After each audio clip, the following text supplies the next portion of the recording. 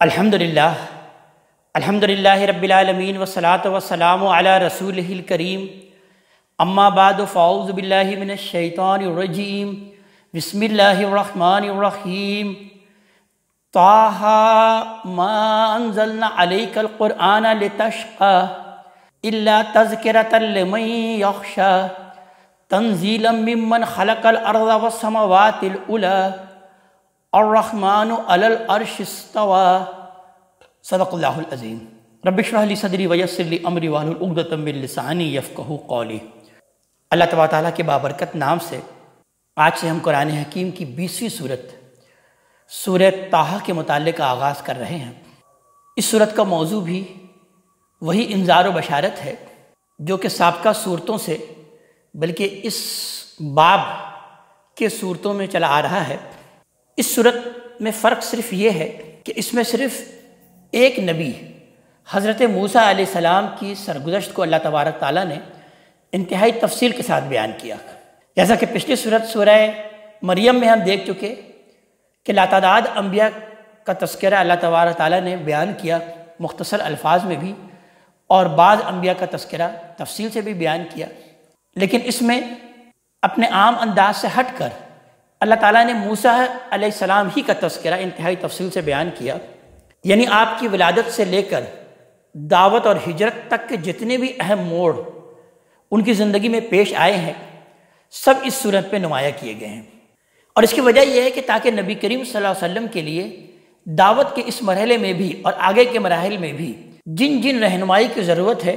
وہ ایک عملی مثال کی صورت میں آپ صلی اللہ علیہ وسلم کے سامنے رکھ دیا جائے۔ ہم یہ دیکھتے ہیں کہ قصہ موسیٰ کے پیرائے میں اللہ تبارک تعالیٰ نے ان تمام معاملات پر بھی روشنی ڈالی ہے جو اس وقت نبی کریم صلی اللہ علیہ وسلم اور ان کے مخاطبین کی باہمی کشمکش سے تعلق رکھتے تھے۔ اس کے بعد ایک مختصر واعظ کیا گیا کہ بہرحال یہ قرآن ایک نصیحت اور یاد دہانی ہے جو تمہاری اپنی زبان میں تم کو سمجھانے کے لیے بھیجی گئی ہے، اس پر کان دھرو گے اور اس سے سبق لوگے تو اپنا ہی بھلا کرو گے، نہیں مانو گے تو خود برا انجام دیکھو گے۔ پھر اس کے بعد آدم علیہ السلام کا قصہ اللہ تبارک تعالیٰ نے اس صورت کے آخر میں بیان کیا اور یہ بات سمجھائی کہ جس روش پر تم لوگ جا رہے ہو یہ دراصل شیطان کی روش ہے، شیطان کی پیروی ہے۔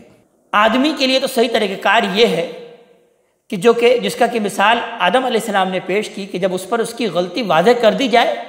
تو وہ صاف صاف اس کا اعتراف کر لے، توبہ کرے جیسا کہ آدم علیہ السلام نے کیا، اور پھر اللہ کی بندگی کی طرف وہ پلٹ آئے۔ غلطی اور اس پر ہٹ دھرمی اور نصیحت پر نصیحت کیے جانے پر بھی اس سے باز نہ آنا در حقیقت اپنے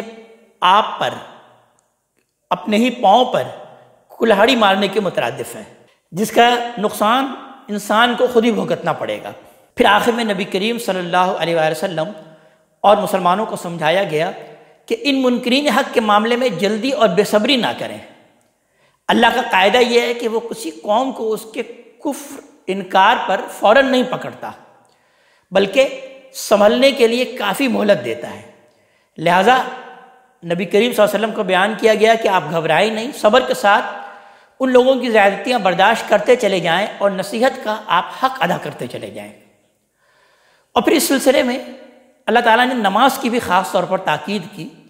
تاکہ اہل ایمان میں صبر، تحمل، قناعت، رضا الہی اور احتساب کی در حقیقت وہ صفات پیدا ہوں جو دعوت حق کی خدمت کے لیے مطلوب ہیں۔ آئیے کہ اب ہم اس صورت کے متعلق آغاز کرتے ہیں۔ ارشاد ہوتا ہے بسم اللہ الرحمن الرحیم طٰہٰ۔ یہ پہلی آیت ہے جو کہ 2 حروف مقطعات پر مشتمل ہے۔ اس سے پہلے ہمارے سامنے جو صورتیں آئی ہیں ان میں 3 حروف مقطعات تو آئے ہیں، جیسے کہ الف لام میم، الف لام را۔ 4 حروف مقطعات بھی آئے ہیں جیسے الف لام میم صاد سورہ اعراف میں، اور الف لام میم را سورہ رعد میں، اور بلکہ پچھلی صورت جس کا کہ ابھی ہم نے مطالعہ مکمل کیا سورہ مریم، اس میں 5 حروف مقطعات اللہ تعالیٰ نے پیش کیے کہ کاف ہا یا عین صاد۔ یہ پہلی صورت ہمارے سامنے آئی جس کے اندر 2 حروف مقطعات ہیں، اور آگے بھی کچھ صورتیں ابھی ہمارے سامنے آئیں گی کہ جس کے اندر 2 حروف مقطعات ہوں گے، جیسے یاسین اور حامیم وغیرہ۔ اس کے متعلق میں یہ بات عرض کر چکا ہوں کہ اس کا صحیح تر مفہوم وہی معلوم ہوتا ہے کہ یہ در حقیقت صورتوں کے وہ نام ہیں جو کہ اللہ تعالیٰ نے رکھے ہیں، اور اتفاق سے اس صورت کا نام بھی جو ہمارے ہاں عام مشہور ہے وہ سورۃ طٰہٰ ہی ہے۔ تو لہذا اس پہلی آیت کا ترجمہ پھر ہم یوں کیا کرتے ہیں کہ یہ سورۃ طٰہٰ ہے۔ ما انزلنا علیک القرآن لتشقی، ہم نے یہ قرآن آپ پر اس لیے نازل نہیں کیا کہ آپ مصیبت میں پڑ جائیں، یعنی نبی کریم صلی اللہ علیہ وسلم کو یہ نہایت دل نواز اور محبت بھرے انداز میں اللہ تعالیٰ نے تسلی دی ہے کہ آپ دوسروں کی ایمان کی فکر میں اپنی زندگی اجیرن نہ کریں، یعنی اللہ نے آپ سے در حقیقت یہ مطالبہ نہیں کیا کہ آپ ایمان اور اسلام کی اس دعوت کو ہر حال میں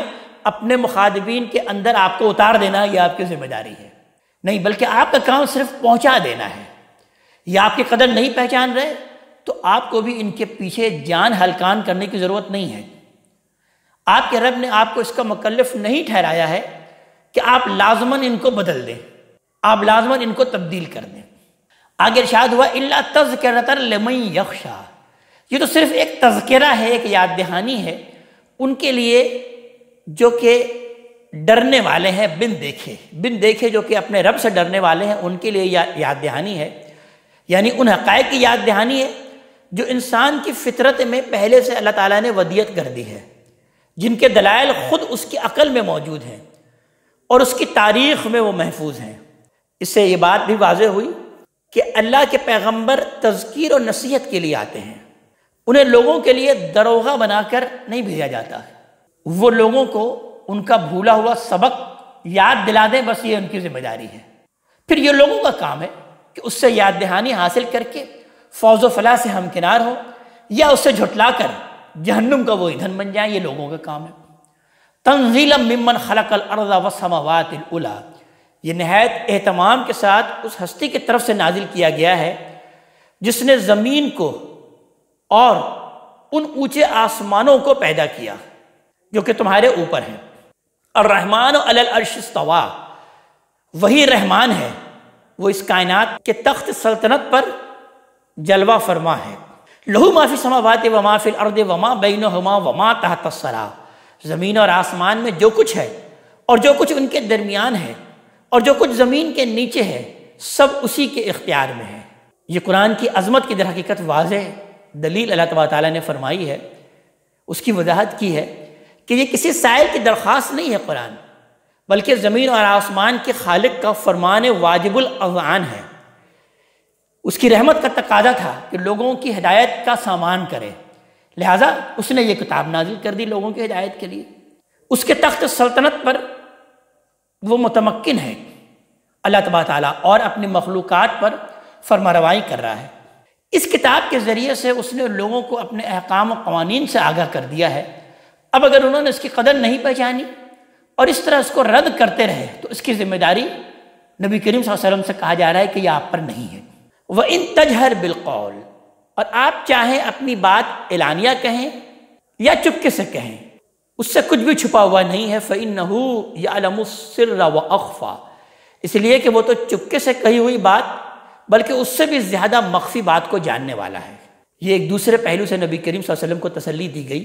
کہ دل و دماغ کے مخفی گوشوں میں چھپے ہوئے سوالات اور پریشانیاں ہوں یا آپ کی دعا و مناجات میں بظاہر ہونے والی مشکلات اور تمنائیں، اللہ تبارک تعالیٰ ہر چیز سے واقف ہے۔ آپ مطمئن رہیں، وہ آپ کی ہر مشکل کو آسان کرے گا، اور اس دعوت کے کسی مرحلے میں بھی آپ اس کی رہنمائی سے محروم نہیں رہیں گے۔ اللہ لا الہ الا ہو، وہ اللہ تبارک تعالیٰ ہے، اس کے سوا کوئی الہ نہیں۔ یہ در حقیقت اپنے آپ کو کامل اللہ تبارک تعالیٰ کے سپرد کر دینے کی ہدایت ہے کہ آپ اپنے معاملے اسی کے حوالے کر دیجئے۔ وہ تنہا معبود ہے، اس کے ہوتے ہوئے آپ کو پریشان ہونے کی ہرگز ضرورت نہیں۔ لہ الاسماء الحسنی، تمام اچھے نام اسی کے ہیں۔ اس کے بعد پھر آگے جیسا کہ میں نے تمہید میں عرض کیا کہ پھر مسلسل حضرت موسیٰ علیہ السلام کا تذکرہ بطور مثال نبی کریم صلی اللہ علیہ وسلم کو پیش کیا جا رہا ہے۔ ارشاد ہوتا ہے کہ وَهَلْ أَتَاكَ حَدِيثُ موسیٰ، آپ کو کچھ موسیٰ کی سرگزشت بھی پہنچی ہے۔ یہ در حقیقت اس وقت کا قصہ ہے کہ جب موسیٰ علیہ السلام چند سال مدین میں گزارنے کے بعد اپنی بیوی کو لے کر مصر جا رہے تھے۔ قرآن میں دوسری جگہ پر اس بات کو بیان کیا گیا ہے کہ حضرت موسیٰ علیہ السلام کے ہاتھوں ایک مصری ہلاک ہو گیا مصر میں، اور وہ اس اندیشے سے کہ ان کے ساتھ انصاف کا معاملہ در حقیقت نہیں ہو پائے گا مصر میں، وہ مصر سے بھاگ کر وہ جا کر مدین میں پناہ گزین ہوئے۔ وہاں ان کی شادی ہوئی، اور ان کے خسر جو شیخ مدین تھے ان کے ساتھ مقررہ مدت پوری کرنے کے بعد اب حضرت موسیٰ علیہ السلام کے لیے ممکن ہو گیا تھا کہ وہ اپنی بیوی کو لے کر واپس اپنے لوگوں میں واپس مصر چلے جائیں۔ تو لہذا پھر جب وہ مصر کے لیے روانہ ہوئے تو یہ اس وقت کا واقعہ ہے کہ اذ رأى نارا، کہ جب انہوں نے حضرت موسیٰ علیہ السلام نے دور ایک شعلہ دیکھا، فقال لأہلہم کثوا، تو اپنے گھر والوں سے کہا کہ تم لوگ ذرا ٹھہرو، انی آنست نارا، مجھے آگ سے دکھائی دی ہے، لعلی آتیکم منہا بقبس، میں وہاں جاتا ہوں شاید اس میں سے تمہارے لیے ایک آدھ انگارے لے آؤں، او اجد علی النار ہدی، یا آگ پر بیٹھے ہوئے لوگوں سے مجھے راستے کا کچھ پتہ مل جائے۔ فلما اتاہا نودی یا موسیٰ، پھر جب وہ موسیٰ علیہ السلام اس کے پاس پہنچے، اس انگارے کے پاس، اس شعلے کے پاس، تو آواز آئی کہ اے موسیٰ انی انا ربک، یہ تو میں ہوں تمہارا رب، فاخلع نعلیک، سو اپنے جوتے اتار دو۔ اس سے یہ بات بھی واضح ہوئی کہ اللہ کی بارگاہ میں جوتے اتار کر حاضر ہونا در حقیقت تواضع کے آداب میں سے ہے، لہٰذا عام حالات میں اسی کا اہتمام کرنا چاہیے۔ یعنی ہم بھی الحمدللہ اللہ تبارک تعالیٰ کے گھر میں، اللہ تعالیٰ کی بارگاہ میں جب حاضر ہوتے ہیں تو اپنے جوتے اتار کر، اپنے چپلیں اتار کر ہم حاضر ہوتے ہیں۔ انک بالوادی المقدس طویٰ، اس وقت تم، یعنی موسیٰ علیہ السلام کو مخاطب کر کے اللہ تعالیٰ نے کہا کہ آپ طویٰ کی مقدس وادی میں ہیں۔ یہ در حقیقت اس میدان کا نام ہے جو کوہ سینا کے دامن میں واقع ہے۔ اس کو مقدس اس لیے کہا گیا کہ یہاں حضرت موسیٰ اپنے رب کی تجلی اور اس کے کلام سے نوازے گئے ہیں۔ اللہ تعالیٰ زمین کے کسی ٹکڑے یا کسی علاقے کو اپنے لیے خاص کر لیں تو اس کو در حقیقت تقدس حاصل ہو جاتا ہے۔ سرزمین فلسطین کو قرآن کی سورہ مائدہ میں اسی بنا پر ارض المقدس کہا گیا۔ وَأَنَا اخْتَرْتُكَ، اور میں نے تمہیں منتخب کر لیا ہے، فَاسْتَمِعْ لِمَا يُوحَىٰ، لہذا جو وحی کی جا رہی ہے اس کو توجہ سے سنو، اس لیے کہ جس منصب پر آپ سرفراز کیے گئے ہیں وہ ایک ذمہ داری ہے، اور آپ کو اس ذمہ داری کو ہر حال میں پورا کرنا ہے۔ انی انا اللہ، اس میں کوئی شک نہیں کہ میں ہی ہوں اللہ، لا الہ الا انا، میرے سوا کوئی الہ نہیں ہے، فاعبدنی، سو میری ہی بندگی اختیار کرو۔ توحید پر ایمان کے بعد یہ دین کا پہلا حکم یہی ہے کہ جب اللہ کے سوا کوئی الہ نہیں تو پھر عبادت بھی اسی کی ہونی چاہیے، اور اس عبادت کی حقیقت در حقیقت کیا ہے؟ خضوع اور تذلل، جس کا اولین ظہور در حقیقت پرستش کی صورت میں ہوتا ہے، پھر انسان کی عملی وجود کی رعایت سے یہی پرستش اطاعت کو شامل ہو جاتی ہے۔ پہلی صورت میں یعنی پرستش کی صورت میں جو اس کے مظاہر ہیں وہ تسبیح، تحمید، دعا، مناجات، رکوع، سجود، نظر، نیاز، قربانی اور اعتکاف وغیرہ ہیں، اور دوسری صورت میں آدمی کسی کے لیے خدائی اختیار مانتا ہے اور مستقل بذات شارع و حاکم کی حیثیت سے اس کے ہر حکم پر سر تسلیم ختم کر دیتا ہے۔ اللہ رب العالمین کا فیصلہ ہے کہ ان میں سے کوئی چیز بھی اللہ کے سوا کسی اور کے لیے نہیں ہو سکتی۔ آگے ارشاد ہوا وَأَقِمِ الصَّلَاةَ لِذِكْرِي، اور میری یاد کے لیے نماز کا اہتمام رکھو۔ ایمانیات میں جو حیثیت توحید کی ہے وہی اعمال میں نماز کی ہے۔ قرآن سے معلوم ہوتا ہے کہ آیت الہی کی تذکیر سے اللہ کی جو معرفت حاصل ہوتی ہے اور اس سے اللہ تعالیٰ کے لیے محبت اور شکر گزاری کے جو جذبات در حقیقت انسان کے اندر پیدا ہوتے ہیں، یا یوں کہا جائے کہ ہونے چاہیے، اس کا پہلا ثمرہ اصل میں در حقیقت یہی ہے، وہ نماز ہے۔ نماز کی صورت میں اس کا پہلا نتیجہ نکلنا چاہیے۔ آگے ارشاد ہوا کہ ان الساعۃ آتیہ، حقیقت یہ ہے کہ قیامت یہ تو ضرور آنے والی ہے۔ اکاد اخفیہا، میں اس کو چھپائے رکھنے کو ہوں، چھپایا ہوا ہوں میں اس کو، لتجزا کل نفس بما تسعی، اور قیامت کیوں آنے والی ہے؟ اس لیے آنے والی ہے کہ ہر شخص کو اس کے عمل کا بدلہ دے دیا جائے۔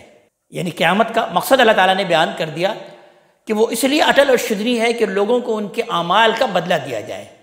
اگر ایسا نہیں کیا جائے گا تو اس کے معنی یہ ہوں گے کہ یہ کارخانہ ہستی شاید کسی کھلنڈرے کا کھیل ہے، اس سے زیادہ اس کی پھر کوئی حیثیت نہیں رہتی اگر ہم قیامت کو نہ مانیں۔ پھر اس میں یہ بھی ضروری ہے کہ ہر شخص اپنے عمل ہی کا بدلہ پائے، اور کسی کی سفارش اور کسی کی شفاعت یا رشتہ و پیوند اس کے بارے میں اللہ کے فیصلے پر اثر انداز نہ ہو سکے۔ آیت میں بما تسعی کہ جو لفظ آئے ہیں وہ در حقیقت اسی حقیقت کو واضح کر رہے ہیں۔ فلا یصدنک عنہا من لا یؤمن بہا واتبع ہواہ تردا، چنانچہ کوئی ایسا شخص جو آخرت پر ایمان نہیں رکھتا اور اپنی خواہشوں کا پیرو ہے تم کو نماز سے روک نہ دے کہ تم ہلاک ہو جاؤ۔ آگے اللہ تعالیٰ نے موسیٰ علیہ السلام کو مخاطب کر کے بیان کیا کہ وما تلک بیمینک یا موسیٰ، اور یہ تمہارے ہاتھ میں کیا ہے اے موسیٰ؟ قال ہی عصائی، اس پر موسیٰ علیہ السلام نے کہا یہ میری لاٹھی ہے، اتوکؤ علیہا، میں اس پر ٹیک لگاتا ہوں، واہش بہا علی غنمی، اور اس سے اپنی بکریوں پر پتے جھاڑتا ہوں، ولی فیہا معارب اخری، اور اس میں میرے کچھ دوسرے کام بھی ہیں۔ قال القھا یا موسیٰ، فرمایا اس کو زمین پر ڈال دو اے موسیٰ، فالقاہا، اس پر موسیٰ علیہ السلام نے لاٹھی کو زمین پر ڈال دیا، فاذا ہی حیۃ تسعی، تو کیا دیکھتے ہیں موسیٰ علیہ السلام کہ وہ ایک سانپ ہے جو کہ دوڑ رہا ہے۔ قال خذھا ولا تخف، اللہ تعالیٰ نے فرمایا اس کو اٹھا لو اور ڈرو نہیں، سنعیدھا سیرتھا الاولی، ابھی ہم اس کو ویسا ہی کر دیں گے جیسے یہ پہلے تھی۔ وَاضْمُمْ يَدَكَ إِلَىٰ جَنَاحِكَ، اور اپنے ہاتھ کو ذرا اپنے بازوؤں کی طرف سکیڑو، تَخْرُجُ بَيْضَاءُ مِنْ غَيْرِ سُوءٍ، وہ بغیر کسی بیماری کے سفید ہو کر نکلے گا۔ یہ من غیر سوء، یہ اضافہ اصل میں یہ واضح کر رہا ہے کہ یہاں بائبل کی تردید مقصود ہے کہ جس میں ہاتھ کی سفیدی کو بس بتایا گیا ہے بائبل میں۔ آیتاً اخری، ایک دوسری نشانی کے طور پر یہ لو، یعنی عصا موسیٰ پہلی نشانی اور دوسری نشانی ید بیضاء، لنریک من آیاتنا الکبریٰ، یہ اس لیے کہ ان کے ذریعے ہم اپنی کچھ بڑی بڑی نشانیاں تمہیں دکھائیں۔ اذهب الی فرعون انہ طغی، اچھا اب فرعون کے پاس جاؤ، وہ بہت سرکش ہو گیا ہے۔ مصر کے جو اصل باشندے ہیں وہ قبطی تھے، ان کی طرف بھیجنے کے بجائے اللہ تعالیٰ نے یہ فرعون کی طرف جانے کی ہدایت اس لیے کی کہ اس وقت کے نظام میں بادشاہ کے دل و دماغ کو فتح کیے بغیر اس کی رعایا تک دعوت پہنچانا کسی طرح ممکن نہیں تھا۔ یہاں در حقیقت اجمال ہے، لیکن دوسرے مقام میں قرآن نے تفصیل کے ساتھ بتایا ہے کہ فرعون سورج دیوتا کے مظہر کی حیثیت سے خود رب اعلیٰ بنا ہوا تھا، اور اللہ کے بندوں پر اس کے مظالم اس حد تک پہنچے ہوئے تھے کہ بنی اسرائیل کے بیٹے کو قتل کر دیے جاتے تھے اور صرف لڑکیاں زندہ بچائی جاتی تھی لونڈیوں کی خدمت انجام دینے کے لیے۔ موسیٰ علیہ السلام ان سب چیزوں سے واقف تھے، بلکہ خود ظلم و عدوانی کے اندیشے سے جلا وطنی کی زندگی گزار کر آ رہے تھے، اس لیے قرآن نے صرف یہاں پر اشارے ہی پر اکتفا کیا۔ قال رب اشرح لی صدری، اس پر موسیٰ علیہ السلام نے عرض کیا کہ اے رب تو میرے سینے کو کھول دے، ویسر لی امری، اور میرے کام کو میرے لیے آسان بنا دے، واحلل عقدۃ من لسانی، اور میری زبان کی گرہ سلجھا دے، یفقہوا قولی، کہ لوگ میری بات کو سمجھیں، واجعل لی وزیرا من اہلی۔ یہ بڑی اچھی اور خوبصورت دعا موسیٰ علیہ السلام نے اس موقع پر کی، اور ہم بھی جب اپنی گفتگو کا آغاز کرتے ہیں تو انہی کی اتباع میں، انہی کی نقل میں ہم یہ دعا بھی پڑھتے ہیں کہ رب اشرح لی صدری ویسر لی امری واحلل عقدۃ من لسانی یفقہوا قولی۔ آگے ارشاد ہوا واجعل لی وزیرا من اہلی، اور میرے خاندان سے تو میرے لیے ایک وزیر مقرر کر دے، ہارون اخی، ہارون کو جو کہ میرا بھائی ہے، اشدد بہ اذری، اس کے ذریعے سے تو میری کمر کو مضبوط کر، واشرکہ فی امری، اور اس کو میری ذمہ داری میں شریک بنا دے۔ یعنی میں صرف ایک ساتھی نہیں چاہتا بلکہ اپنے ساتھ ایک شریک نبوت چاہتا ہوں، تاکہ اسے بھی میری طرح براہ راست آپ کی رہنمائی اور آپ کی طرف سے عصمت ہو، اور اس فریضہ نبوت کو وہ بھی اپنے آپ کو مسئول اور ذمہ دار سمجھ کر ادا کرے۔ یہ درخواست موسیٰ علیہ السلام کی بڑی غیر معمولی تھی۔ موسیٰ علیہ السلام سے پہلے کسی نبی کے بارے میں معلوم نہیں ہے کہ انہوں نے ایک دوسرے نبی کا تقاضا کیا ہو کہ اسے وزیر بنایا گیا ہو، لیکن موسیٰ علیہ السلام نے اپنے بھائی ہارون کے لیے یہ تقاضا کیا اور اللہ تعالیٰ نے ان کی دعا کو قبول بھی کر لیا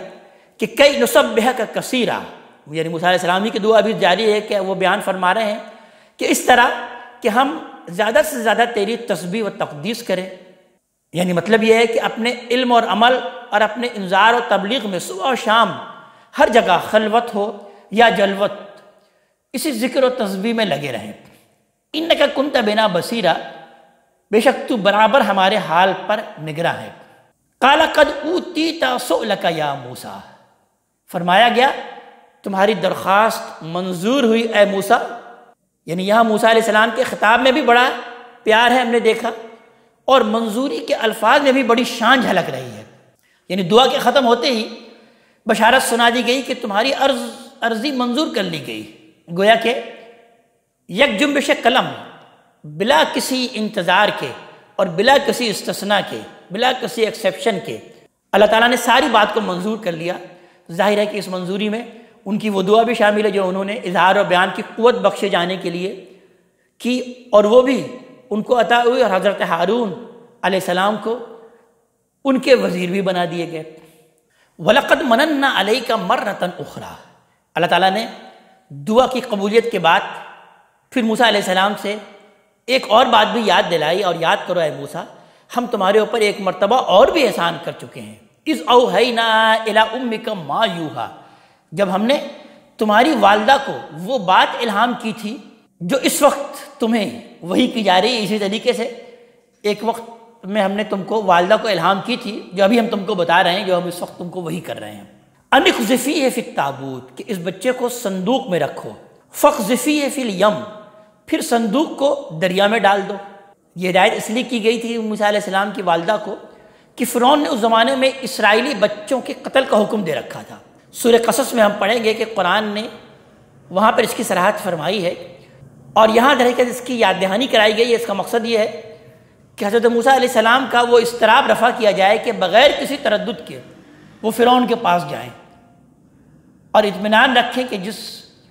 خدا نے اس وقت انہیں بچا لیا تھا وہی اب بھی حفاظت فرمائے گا. وہ اللہ تعالیٰ ان کے ساتھ ہے، اس لیے انہیں اس مہم سے ہرگز کوئی اندیشہ محسوس نہیں کرنا چاہیے. آگے ارشاد ہوا کہ فَلْيُلْقِهِ الْيَمُّ بِالسَّاحِلِ، پھر دریا اس کو کنارے پر ڈال دے گا. یعنی ایک طرف تمہاری ماں کے دل میں وہ بات ڈالی گئی اور دوسری طرف دریا کو بھی یہ حکم دے دیا گیا کہ اس کو کنارے پر ڈال دے. یَأْخُذْهُ عَدُوٌّ لِّی وَعَدُوٌّ لَّهُ، کہ اس کو وہ شخص بھی اٹھا لے گا جو میرا بھی دشمن ہے اور اس بچے کا بھی دشمن ہے. یہ حوالہ در حقیقت اس لیے دیا گیا کہ اب خدا اسی دشمن سے موسیٰ علیہ السلام کی پرورش کرانے والا تھا. لہٰذا قرآن اور بائبل دونوں سے یہ معلوم ہوتا ہے کہ یہی ہوا، اور فرعون اور اس کی بیوی نے نیل کے کنارے سیر کرتے ہوئے بچے کو صندوق میں دیکھا، اور اس خیال کے باوجود کہ یہ غالباً کوئی اسرائیلی بچہ ہی ہوگا جسے قتل کے اندیشے سے دریا کے موجوں کے حوالے کر دیا گیا ہے، ان کے دل میں اللہ تعالیٰ نے ایسا رحم ڈال دیا، ایسا رحم پیدا ہوا کہ انہوں نے اسے اٹھا لیا. وَأَلْقَيْتُ عَلَيْكَ مُحَبَّةً مِّنِّي، اور میں نے تم پر اپنی طرف سے محبت کا ایک پرتو ڈال دیا تھا تاکہ وہ بھی شفقت کے لیے مجبور ہو جائیں. وَلِتُصْنَعَ عَلَىٰ عَيْنِي، اور تاکہ تم میری نگرانی میں پالے جاؤ، تمہاری پرورش میری نگرانی میں ہو. اِذْ تَمْشِي أُخْتُكَ، اس وقت جب تمہاری بہن بار بار جاتی تھی، اجنبی بن کر بار بار جاتی تھی، فَتَقُولُ هَلْ أَدُلُّكُمْ عَلَىٰ مَن يَكْفُلُهُ، پھر ان سے کہتی تھی کہ تم کہو تو میں تمہیں ان لوگوں کا پتہ بتا دوں جو اس بچے کی پرورش کریں. فَرَجَعْنَاكَ إِلَىٰ أُمِّكَ، اس طرح ہم نے تم کو تمہاری ماں کی طرف لوٹا دیا. کئی تقرّ عَيْنُهَا، کہ اس کی آنکھیں ٹھنڈی ہوں، وَلَا تَحْزَنْ، اور اس کو کوئی غم نہ رہے. یعنی اس طریقے سے موسیٰ علیہ السلام کی والدہ بھی محل میں پہنچ گئیں اور انہوں نے ہی پھر ان کو دودھ پلایا اور ان کی پرورش کی. آگے ارشاد ہوا وَقَتَلْتَ نَفْسًا، اور وہ وقت بھی یاد کرو کہ تم نے ایک شخص کو قتل کر دیا تھا. یعنی سورہ قصص ہی میں ہم یہ پڑھیں گے، دیکھیں گے کہ حضرت موسیٰ علیہ السلام جوانی کی عمر کو جب پہنچ چکے تھے تو گاہے باگاہے اپنے قوم کے حالات کو دیکھنے کے لیے فرعون کے ان قصر سے، ان محلات سے نکل کر شہر میں جاتے رہتے تھے. ایک دن اسی طرح جب وہ شہر میں داخل ہوئے تو دیکھا کہ ایک اسرائیلی اور ایک قبطی آپس میں لڑ رہے ہیں۔ اسرائیلی نے حضرت موسیٰ علیہ السلام سے فریاد کی، وہ اس کی مدد کے لیے آگے بڑھے تو قبطی ان سے الجھ پڑا۔ اس پر انہوں نے اس کو ایک گھونسا مارا، اور جو کہیں پہ ایسا بے ڈھپ پڑا کہ وہ قبطی جو ہے وہیں ڈھیر ہو کر رہ گیا۔ تو اللہ تعالیٰ بیان فرما رہے ہیں آگے کہ فَنَجَّيْنَاكَ مِنَ الْغَمِّ، پھر ہم نے تم کو اس غم سے بھی نجات دی۔ یہ قتل اگرچہ بلا قصد ہوا تھا، ارادتاً نہیں ہوا تھا، لیکن موسیٰ علیہ السلام ایک خدا ترس آدمی تھے، لہذا سخت غمزدہ ہوئے کہ یہ کیا حادثہ ہو گیا، جس پر ہو سکتا ہے کہ مجھے اللہ کے یہاں بھی مسئول ٹھہرایا جائے۔ اور پھر انہیں یہ تردد بھی تھا کہ ممکن ہے کہ جس کو مظلوم سمجھ کر اس کی حمایت میں یہ فعل ان سے صادر ہوا، زیادتی کہیں اسی کی رہی ہو۔ اسی طرح یہ چیز بھی ان کے لیے باعث غم ہوئی ہوگی کہ فرعونیوں سے انصاف کی اب کوئی توقع نہیں ہے، وہ لازماً اسے قتل خطا نہیں سمجھیں گے بلکہ قتل عمد ٹھہرائیں گے۔ تو لہٰذا سورہ قصص ہی میں ہے کہ انہوں نے بہت استغفار کیا، یہاں تک کہ اللہ تعالیٰ نے ان کی غلطی معاف کر دی اور وہ غم کی اس حالت سے نکل آئے۔ وَفَتَنَّاكَ فَتُونًا، اور خوب تم کو جانچا ہم نے، یعنی ہر طرح کی آزمائشوں سے گزارا،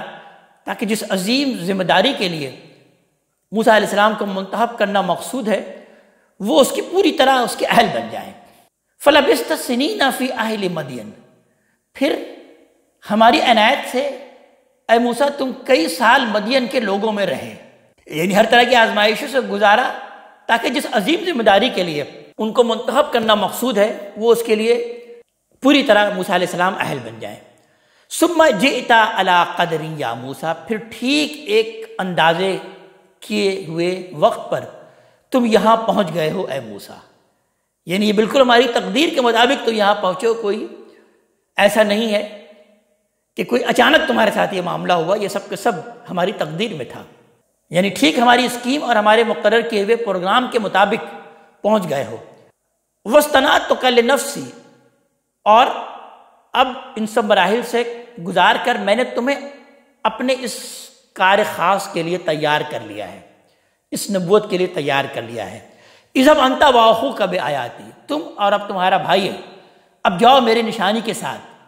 ولا تنیا فی ذکری، اور دیکھو میرے ذکر میں سستی نہ کرنا، میری یاد میں سستی نہ کرنا، میری یاد ہمیشہ تمہارے ساتھ شامل حال رہے۔ اذهبا الی فرعون انہ طغی، تم دونوں اب فرعون کے پاس جاؤ، حقیقت یہ ہے کہ وہ بہت سرکش ہو گیا ہے۔ فقولا لہ قولا لینا، سو ان سے نرمی کے ساتھ بات کرنا، لعلہ یتذکر او یخشی، شاید وہ یاد دہانی حاصل کر لے یا میرے عتاب سے وہ ڈر جائے۔ قالا ربنا اننا نخاف ان یفرط علینا، اس پر انہوں نے عرض کیا کہ اے ہمارے رب، ہمیں اندیشہ ہے کہ اس کو سنتے ہی وہ ہم پر زیادتی کریں، او ان یطغی، اور اس کی سرکشی کچھ اور بڑھ جائے۔ قال لا تخافا اننی معکما، اللہ تعالیٰ نے فرمایا کہ اندیشہ نہ کرو، ڈرو مت، میں تم دونوں کے ساتھ ہوں۔ اسمع و ارا، سب کچھ سنتا ہوں اور دیکھتا ہوں۔ فاتیاہ فقولا، سو اس کے پاس جاؤ اور اس سے کہو انا رسول ربک، کہ ہم دونوں تیرے رب کے فرستادے ہیں، تیرے رب کی طرف سے آئے ہیں۔ فارسل معنا بنی اسرائیل، اس لیے بنی اسرائیل کو ہمارے ساتھ آپ جانے دیں۔ بنی اسرائیل کو ساتھ لے جانے کا یہ مطالبہ معاذ اللہ کسی قوم پرست لیڈر کی طرف سے اپنی قوم کو غلامی سے چھڑانے کا مطالبہ نہیں تھا، بلکہ اللہ کی اس اسکیم کو بروکار لانے کے لیے درحقیقت کیا گیا تھا، جس کے تحت حضرت ابراہیم علیہ السلام کی ذریت کو عالمی سطح پر ابلاغ، دعوت اور اتمام حجت کے لیے منتخب کیا گیا۔ اس اسکیم کے مطابق یہ ضروری تھا کہ انہیں ایک خاص علاقے میں آباد کر کے وہاں دعوت حق کا مرکز قائم کیا جائے۔ آگے ارشاد ہوتا ہے کہ ولا تعذبہم، اور ان سے کہنا اور ان کو ستاؤ نہیں، وقد جئناک بآیۃ من ربک، ہم تیرے رب کی طرف سے ایک بڑی نشانی لے کر تیرے پاس آئے ہیں۔ والسلام علی من اتبع الہدی، اور یہ پیغام بھی کہ سلامتی انہی پر ہے جو ہدایت کی پیروی کریں گے۔ انا قد اوحی الینا، ہم کو وحی کی گئی ہے، ان العذاب علی من کذب وتولی، کہ ان پر البتہ عذاب ہے جو جھٹلائیں اور منہ موڑ لیں۔ تو لہٰذا موسیٰ علیہ السلام نے یہی بات جا کر فرعون کے دربار میں کہی، تو اس کے بعد فرعون کا جواب قالا فمر ربک یا موسیٰ، فرعون نے پوچھا اچھا تو پھر تم دونوں کا رب کون ہے اے موسیٰ؟ قالا ربنا الذی اعطی کل شیء خلقا، تو موسیٰ علیہ السلام نے جواب دیا کہ ہمارا رب وہی ہے جس نے ہر چیز کو اس کی خلقت عطا کی، ثم ہدا، پھر ہدایت فرمائی، رہنمائی فرمائی۔ قالا فما بال القرون الاولی، اس پر پھر فرعون نے کہا کہ پھر اگلی قوموں کا کیا حال ہے، یعنی ہم سے جو پہلے گزر چکے ہیں پھر ان کا کیا معاملہ ہوگا؟ موسیٰ علیہ السلام نے بڑا خوبصورت جواب دیا کہ قالا علمها عند ربی فی کتاب، کہ موسیٰ علیہ السلام نے کہا کہ ان کا علم میرے رب کے پاس ایک کتاب میں محفوظ ہے، اللہ ہی جانتا ہے کہ ان کا اب کیا معاملہ ہوگا۔ لا یضل ربی ولا ینسا، میرا رب نہ تو بھٹکتا ہے اور نہ بھولتا ہے، ایسا نہیں ہے کہ وہ بھول گیا یا فراموش کر گیا۔ الذی جعل لکم الارض مہدا، وہی ہے میرا رب جس نے زمین کو تمہارے لیے گہوارہ بنایا۔ اب یہاں سے آگے کہ آیت موسیٰ علیہ السلام کا کلام کا حصہ نہیں ہے، موسیٰ علیہ السلام نے نہیں بیان کیا، بلکہ اللہ تبارک تعالیٰ ہی نے پھر اپنی صفات یہاں پر بیان کی اور اپنی خلاقی اور ثنائی کی پھر تکمیل کی کہ الذی جعل لکم الارض مہدا، وہی ہے رب جس نے زمین کو تمہارے لیے گہوارہ بنایا، وسلک لکم فیہا سبلا، اور اس میں تمہارے لیے راہیں نکال دیں، وانزل من السماء ماء، اور آسمان سے پانی برسایا، فاخرجنا به ازواجا من نبات شتى، پھر اس سے ہم نے مختلف نباتات کی گوناگوں قسمیں پیدا کر دی، کلوا ورعوا انعامکم، کھاؤ اور اپنی مویشیوں کو بھی چراؤ ان نباتات کے ذریعے، ان فی ذلک لآیات لأولی النہی، اس کے اندر عقل والوں کے لیے یقیناً بڑی نشانیاں ہیں، وہ چاہیں تو ان سب کو دیکھ کر اللہ تبارک تعالیٰ کی معرفت حاصل کر سکتے ہیں۔ منہا خلقناکم، تم اگر سمجھو تو در حقیقت یہ ہے کہ منہا خلقناکم، ہم نے اسی زمین سے تم کو پیدا کیا، وفیہا نعیدکم، ہم اسی میں تم کو لوٹائیں گے، ومنہا نخرجکم تارۃ اخری، اور اسی سے تم کو دوبارہ نکال کھڑا کریں گے۔